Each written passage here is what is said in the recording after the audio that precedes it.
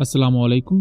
Welcome to एमरात। दोस्तों, दो अहम टॉपिक्स पर बात करने जा रहे हैं। पहला तो पाकिस्तान की फ्यूचर सबमरीन को लेकर है, जो कि मोस्ट प्रोबेबली एक न्यूक्लियर कैपेबल सबमरीन होगी और ये एक बहुत बड़ी डेवलपमेंट है पाकिस्तान की, ना सिर्फ सी डोमेन को लेकर बल्कि उसके साथ साथ जो मैरीटाइम सिक्योरिटी से रिलेटेड इश्यूज हैं पाकिस्तान को, उस डोमेन में भी।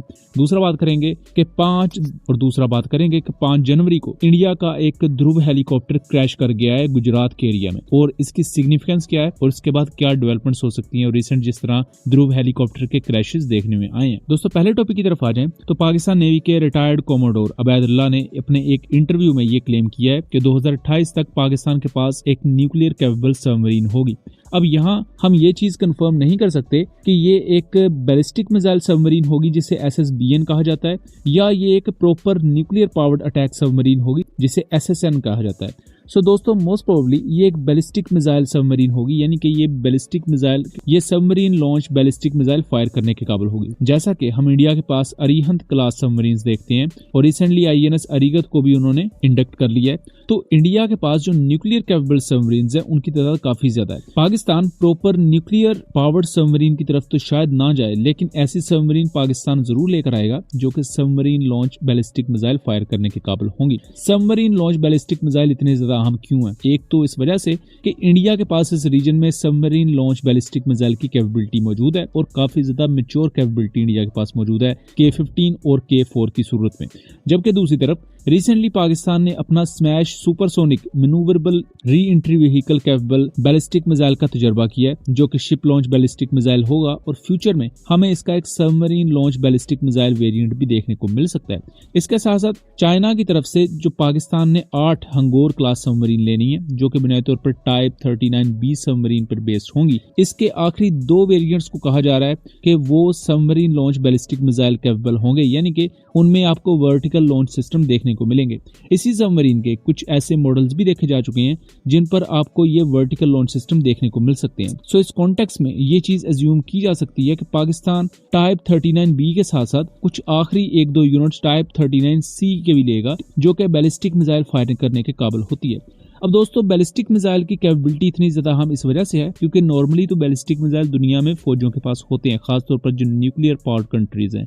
लेकिन जो सबमरीन लॉन्च बैलिस्टिक मिसाइल हैं वो खतरनाक इस वजह से होते हैं कि एक तो इनकी रेंजेस आपको ज्यादा मिल जाती हैं, उसके साथ साथ बैलिस्टिक मिसाइल को अगर एक सबमरीन से लॉन्च किया जा रहा है, एक अननोन लोकेशन से लॉन्च किया जा रहा है, तो उसको डिटेक्ट करना और उसको इंटरसेप्ट करना बहुत मुश्किल होता है, चाहे आपके पास जितना मर्जी तगड़ा एयर डिफेंस सिस्टम हो। यही वजह है कि जो बड़ी पावर्स हैं, हमारे सामने चाइना है, हमारे सामने रशिया है, हमारे सामने अमेरिका है, इवन इंडिया, ये सबमरीन लॉन्च बैलिस्टिक मिसाइल पर बहुत ज्यादा फोकस करती हैं। और अब जो पाकिस्तान नेवी की जिस तरह इंपॉर्टेंस बढ़ी आने वाले वक्त में, खास तौर पर रेड सी का जब से इशू हुआ जहां हाउसीज ने अमेरिका को नाको चने चबवा दिए, तो पाकिस्तान नेवी भी अब अपनी डिप्लॉयमेंट को ज्यादा इनहेंस कर रही है, अपनी कैपेबिलिटी पर ज्यादा तवज्जो दे रही है, और खास तौर पर CPAC की वजह से पाकिस्तान नेवी पर जिम्मेदारियां और भी ज्यादा बढ़ जाएंगी आने वाले वक्त में।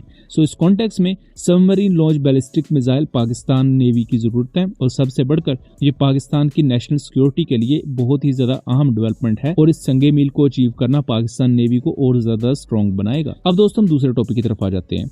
इंडिया का 5 जनवरी को एक ALH ध्रुव हेलीकॉप्टर क्रैश हो जाता है पोरबंदर के एरिया में गुजरात में। लेकिन इसकी डिटेल में आगे बढ़ने से पहले नया साल आप सबको मुबारक हो। तो दोस्तों, इस हेलीकॉप्टर क्रैश में कहा जा रहा है कि 3 कैजुअलिटीज हुई हैं, और इस क्रैश की वजह मोस्ट प्रोबेबली इंजन फेलियर बताया जा रहा है। इससे पहले भी हाल ध्रुव हेलीकॉप्टर के मल्टीपल क्रैशेस हो चुके हैं। जो लोग 2023-24 में भी हमारी वीडियोस देखते रहे उन्हें पता है कि हाल ध्रुव हेलीकॉप्टर्स के काफी ज्यादा क्रैशेस हुए, मल्टीपल टाइम्स इसके इमरजेंसी लैंडिंग्स भी रिपोर्ट हुई हैं, जिस पर हमने डिटेल वीडियोस बनाई हुई हैं। लिंक मैं कोशिश करूंगा कि उनके डिस्क्रिप्शन में दे दूं। जो एक रिसेंट अटैक हुआ था सितंबर 2024 में बिहार के एरिया में, इसमें ध्रुव हेलीकॉप्टर क्रैश हुआ था, और उस वक्त ध्रुव हेलीकॉप्टर की जितनी फ्लीट थी इंडियन मिलिट्री में, उससे ग्राउंड कर दिया गया था। उसके बाद तमाम जो इंडियन हेलीकॉप्टर्स थे उनको इंस्पेक्ट किया गया, लेकिन क्लियर करार दे दिया गया।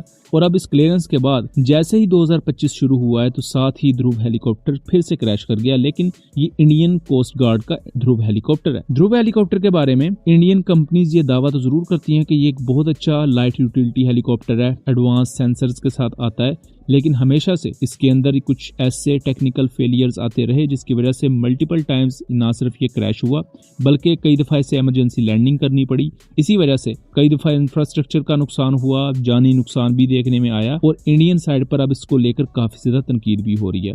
यहाँ तक बात चल रही है कि हाल ध्रुव हेलीकॉप्टर को वक्त से पहले रिटायर किया जाए, इसकी जगह पर या तो किसी मुल्क से नया हेलीकॉप्टर परचेज कर लिया जाए या इसकी जगह एक इनहेंस वर्जन या किसी न्यू हेलीकॉप्टर को डेवलप करने पर काम किया जाए जिससे बेहतर हो, क्योंकि हाल ध्रुव हेलीकॉप्टर को कई सौ की तादाद में इंडियन मिलिट्री यूज कर रही है और इंडिया के बहुत से अदारे यूज कर रहे हैं। सो जिस तरह इसके क्रैशेस हो रहे हैं उस वजह से खतरा लाहक है कि अगर ये क्रैशेस बहुत ज्यादा होते रहे तो इंडिया को इसकी कीमत जानी, माली और इंफ्रास्ट्रक्चर की मद में चुकानी पड़ेगी, जिसमें से शायद इंफ्रास्ट्रक्चर को आप कुछ मिलियन डॉलर्स में या कुछ बिलियन डॉलर्स में काउंट कर लें, लेकिन जानी नुकसान की कोई कीमत नहीं होती क्योंकि ये कीमत से बहुत बियॉन्ड बात है। सो दोस्तों, ये था एनालिसिस। उम्मीद करता हूँ चीजें क्लियर रही होंगी। वीडियो पसंद आई हो तो इसे ज्यादा से ज्यादा शेयर कीजिएगा एंड चैनल को सब्सक्राइब कीजिएगा। मिलेंगे अगली वीडियो में, तब तक के लिए अल्लाह हाफिज।